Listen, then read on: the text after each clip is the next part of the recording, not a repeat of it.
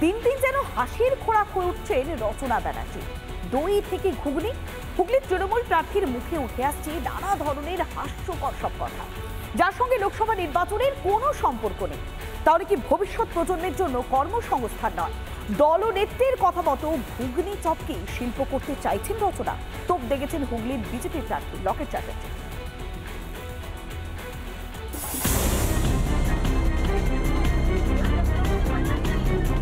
হুগলিতে দই খেয়ে তৃণমূল প্রার্থী রচনা বন্দ্যোপাধ্যায় ভূয়সী প্রশংসা করেছিলেন সিঙ্গুরের গরুর। তো এত ঘাস এবং গাছপালায় ভর্তি, আর সেগুলো গরু খাচ্ছে।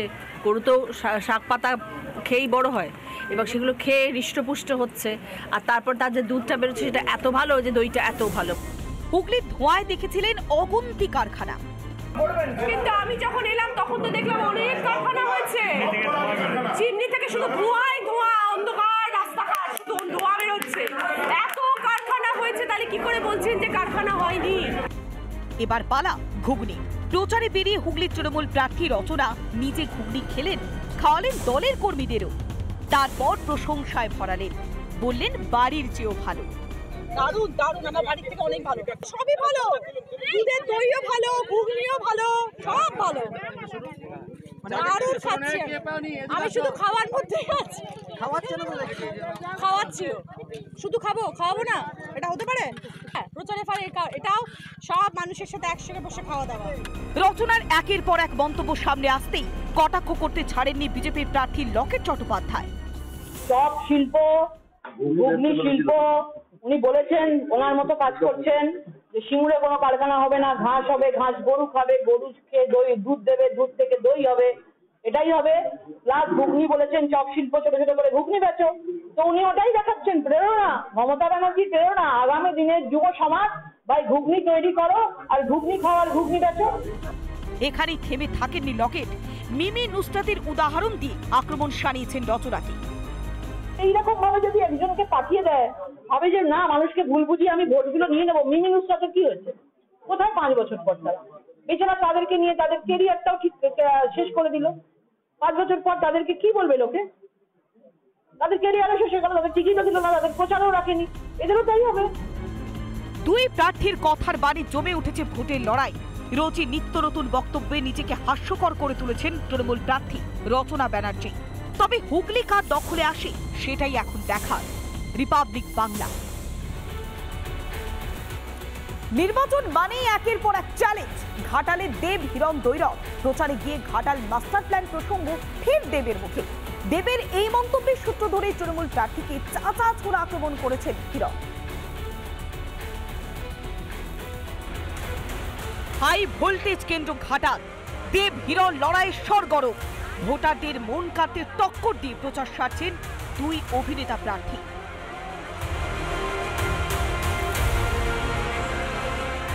বৃহস্পতিবার 7 সকালে দাসপুরের হাটে পৌঁছে গেলেন বিজেপির প্রার্থী হিরণ। ব্যাগ হাতে সবজি কিনলেন, জনসংযোগ করলেন বাজারে আসা মানুষজনের সঙ্গে। তারকা প্রার্থীকে বাজারে দেখতে পেয়ে অনেকে সেলফিও তুললেন। নিরাশ করলেন না হিরণও, একের পর এক মেটালেন সেলফির আবদার। বৃহস্পতিবার দিনভর জনসংযোগে ব্যস্ত ছিলেন তৃণমূল প্রার্থী দেবও। দাসপুর 2 নম্বর ব্লকের তেঁতুলতলা বাজারে নেতাজি সুভাষচন্দ্র বসুর মূর্তিতে মালা দিয়ে প্রচার শুরু করলেন ঘাটালের তৃণমূল প্রার্থী দেব। একের পর এক মন্দিরে পুজো দেন ঘাটালের তৃণমূল প্রার্থী। দেবকে দেখতে রাস্তার ধারে ভিড় জমান মানুষ। গাড়ি থেকে নেমে এলাকার মানুষের সঙ্গে জনসংযোগ করলেন, সেলফি অটোগ্রাফ দিলেন দেদার। বইচুরিতে হরিরাম সংকীর্তনে অংশ নিয়েছেন দেব। প্রচার থেকে আরো একবার ঘাটাল মাস্টার প্ল্যান নিয়ে মুখ খুললেন দেব। আমি এইবারে দাঁড়াবো না ভেবেছিলাম, তারপরে দিদি আমাকে প্রস্তাব দিল যে যদি দাঁড়াই তাহলে ঘাটাল মাস্টার প্ল্যানটা উনি করে দেবেন। 10 বার দাঁড়াবো যদি ঘাটাল মাস্টার প্ল্যানটা সম্ভব হয়। আমার আপনারা হয়তো জানেন কি জানি না, ইতিমধ্যেই নির্বাচন কমিশনের কাছে চিঠি পাঠানো হয়েছে ঘাটাল মাস্টার প্ল্যানের কাজ শুরু করার জন্য। এটা কোনো প্রতিশ্রুতি নয়, এটা কাজ শুরু হচ্ছে, এটাই বলতে চলেছি। দেবের এই মন্তব্যের সূত্র ধরেই তৃণমূল প্রার্থীকে আক্রমণ শানিয়েছেন হিরণ। আপনারা কখনো শুনেছেন যে নির্বাচন কমিশন কোনো ঘাটাল মাস্টার প্রকল্পের মতো কোনো কাজ করতে পারে বলে শুনেছেন কোথাও?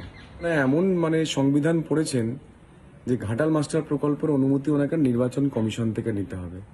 বাংলার মানুষ দেখুক যে একজন 10 বছরের সাংসদ যিনি সংবিধানটা এত সুন্দর পড়েছেন, কাজ করার পারমিশন নেবেন নির্বাচন কমিশনকে। তা নির্বাচনটা কে করাবেন? পশ্চিমবঙ্গ সরকার? নির্বাচন কমিশনার ঘাটাল মাস্টার প্রকল্প করবে, তাহলে কি পশ্চিমবঙ্গ সরকার নির্বাচনটা করবেন? এরপর অবশ্য চুপ থাকেননি দেব। সৌজন্যতা আমার দুর্বলতা নয়, কিরণকে পাল্টা নিশানা দেবে। হয়তো আমি একটা জায়গা পৌঁছে গেছি, সে ও একটা জায়গা পৌঁছাতে পারে, তো সেই আক্ষেপটা এখন মনে হচ্ছে এইখানে মেটাচ্ছে আর হঠাৎ করে হিরণবাবু এতটা নিচে নেমে গিয়ে ব্যক্তিগতভাবে আক্রমণ করছে, সেটা আমিও মাঝে মাঝে ভাবছি মানুষ জেতার জন্য কতটা নিচে নামতে পারে। মানে আমার বক্তব্য হচ্ছে আমি আজকেও ওকে আক্রমণ করতে চাই না।